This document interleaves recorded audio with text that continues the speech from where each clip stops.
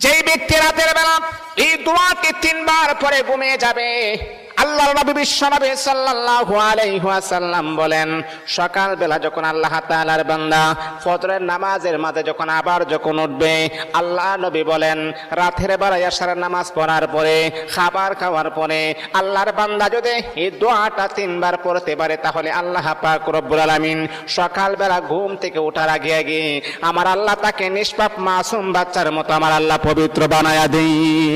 দোয়াটা সবাই আমরা জানি, আমরা সবাই কিন্তু দোয়াটা জানি, কিন্তু আমরা আমল করি না। দোয়াটা হলো আস্তাগফিরুল্লাহাল্লাযী লা ইলাহা ইল্লা হুয়াল হাইয়ুল কাইয়্যুম ওয়া আতুবু ইলাইহি লা হাওলা ওয়ালা কুওয়াতা ইল্লা বিল্লাহিল আলিয়্যিল আযীম।